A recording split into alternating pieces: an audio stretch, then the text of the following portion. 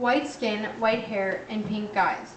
Living with these factors are contributions to the disease albinism. Albinism occurs when the body is unable to produce or distribute melanin, which gives pigment to the hair, skin, and eyes. Albinism can affect toleration of the sun when it hits the skin, and it can also affect vision. I always thought that albinos were scary, and I did not understand why they looked the way they did, until I started to look into this subject. What I found was very interesting, and I did not know that all of the characteristics of albinism could come from one affected gene.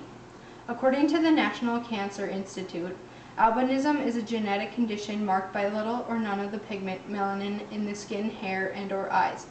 People that are diagnosed with albinism can have vision problems, white hair, pink or blue eyes, and very pale skin. People that have albinism are just like you and I. They do the same things we do, but in some cases they have a much harder time accomplishing tasks because of their affected vision and skin. Two main categories of albinism and at least 4 subtypes of albinism are known. The 2 main categories are type 1 albinism and oculocutaneous albinism, or type 2.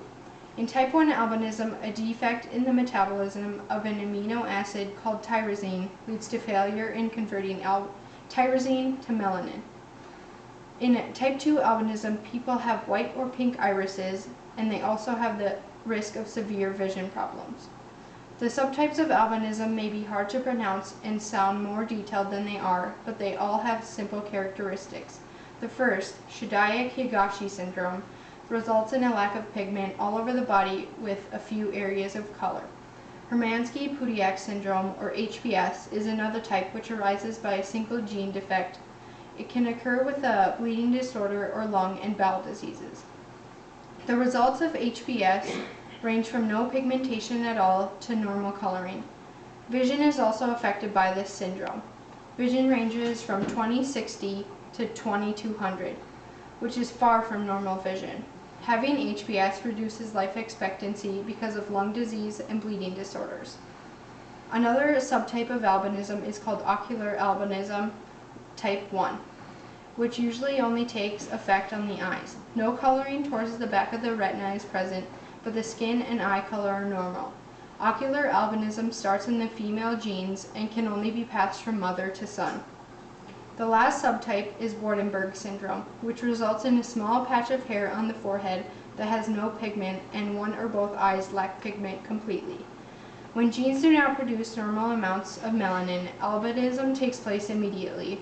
A defect in the P gene usually contributes to the disproportionate production of melanin occurring in the most severe types of albinism. According to Adam Medical Encyclopedia Online, about 1 in 17,000 people suffer from some type of albinism.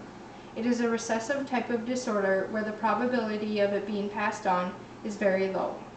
When this disease is passed on, it usually is carried down through family pedigrees. It is inherited when the offspring receives the affected gene from not one, but both parents. If both parents carry the gene and neither of them have albinism, then a 25% chance that the child will be born with it will occur. Albinism affects people of all ages and races. It can even affect animals, mammals, fish, birds, reptiles, and amphibians. For every 100,000 leathery eggs that are laid by alligators, only one will be an albino. According to the National Buffalo Museum, the odds of an albino buffalo being born are 1 in 1 billion. If an amphibian or reptile has albinism, their skin is extremely sun sensitive. Without sun for the cold-blooded animals, they usually end up dying. If you have albinism, your hair usually tends to be lighter in color or appears to have no color at all. Forelock, which is where a portion of hair near the forehead turns white, and complete absence of pigment in the hair results in white color. In type 2 albinism, the hair and skin appear to be more of a cream color instead of a snowy color. Common symptoms of albinism that occur in the eyes include decreased sharpness in vision, functional blindness, irregular and rapid eye movement, lazy eye, sensitivity to bright lights or glare, and wandering eyes. Victims of albinism usually have crossed eyes or eyes that are really sensitive to the light, known as photophobia. The most targeted area of albinism is the skin. Skin-related symptoms of this disease include high sensitivity to sunburns, increased susceptibility to skin cancer, and a pigmentation resulting in white skin. People who are extremely sensitive to sunlight have an increased risk of developing skin cancer if exposed to the sun. Protection from the sun is the best treatment for albinism. Reducing sunburn risk by avoiding the sun completely, using sunscreen, and covering up when going outside are good tips. Prescription shade changers and heavily shaded goggles are options for eye treatment. Improving vision with magnifiers, handheld telescopes, and bioptics are also helpful. No cure for albinism exists yet because genes are affected at birth, so a change to skin color is impossible in these circumstances. Albinism occurs when the body is unable to produce or distribute melanin, which gives pigment to the hair, skin, and eyes. Albinism can affect toleration of the sun when it hits the skin, and it can affect vision.